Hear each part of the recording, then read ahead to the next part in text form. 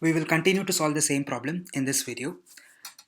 Yeah, so initially, like you saw in the previous video, we need to set our values as true for both the vacant tables of size 1 and size 2. So we will be doing that here. I don't want to waste your time writing the entire code, so I'll just explain the code to you. So we have this array called ones, which is of size A, and it is true. I mean, it is filled with true. And similarly, we have the twos array, which is also filled with true. And we have count of all the people we are denying, and it is initially set to 0. Now we will iterate through each customer and first check whether there's a vacant table of size 1. So these are helper functions. So one of the problem solving strategies is to break down our problem into smaller subproblems and come up with helper functions for those subproblems. So these are helper function. Find vacant table of size 1. What? So this logic is quite simple. All you have to do is find the first table which is vacant. If none of the tables are vacant, it just returns -1. And even though the logic is simple, writing a helper function is useful because it just makes your code more readable, and it will help you uh, like debug issues and also solve your problem quickly. If you have this code within this loop, you will have like a nested loop, and it is just difficult to kind of see where you are right now. On the other hand, if you extract this out into a helper function, then your mind will be free, and you just know that okay, this function works, and I will have the index of the table that is vacant. Okay, and if the table is not vacant, if the table is vacant, we will now mark the table as taken. And if this table is not vacant, we will find a vacant twos table, and so on. So the logic continues, and we will uh, we will solve the problem.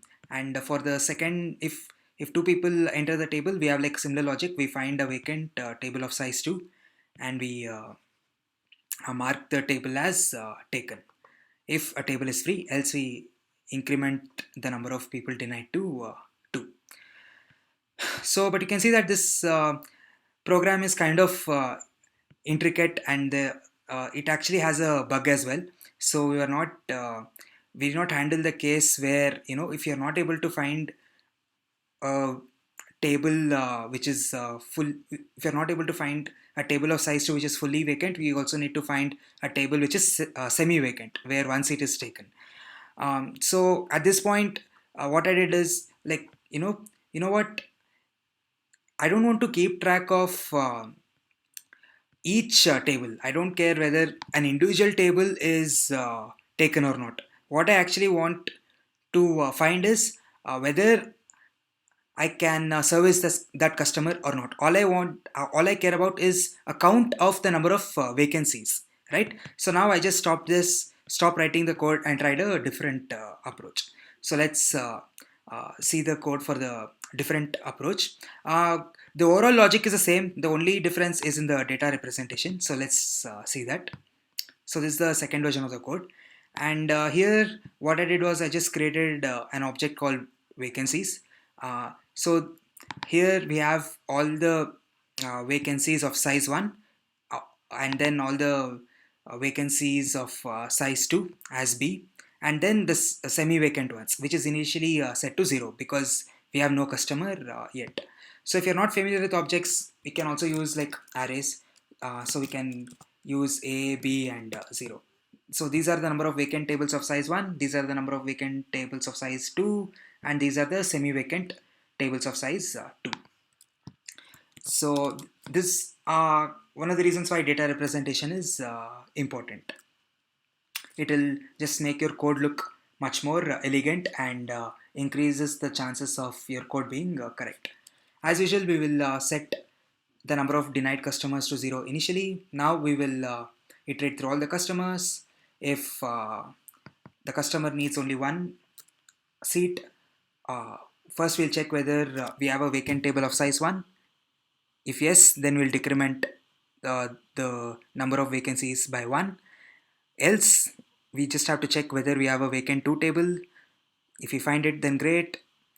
Then what we'll do is we'll decrement the number of vacancies of size 2, but we increment the semi-vacant ones so that it can be used by someone else later on. So this is the important step.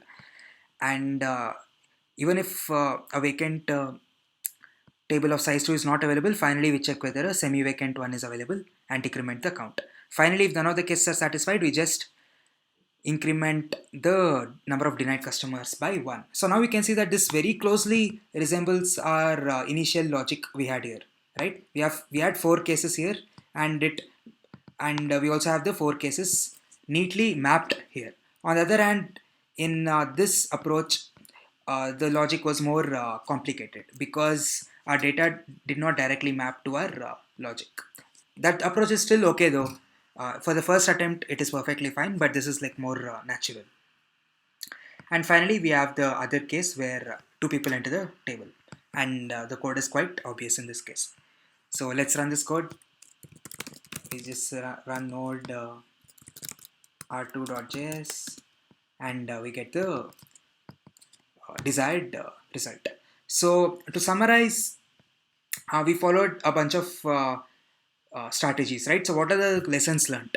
So the strategies are: first solve the problem manually, and then solve a concrete problem, and then later find the general solution. Our concrete problem was this one, right?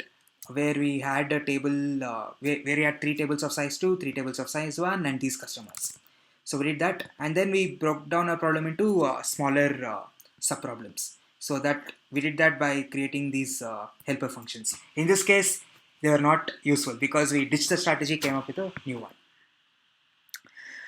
So yeah, these are some common strategies which you can apply to a lot of problems. So this is one of those classic problems where it is very easy for us humans to solve, but if you want to write a program to capture all the steps that we do as humans, we have to think a little bit more in detail than we are normally used to.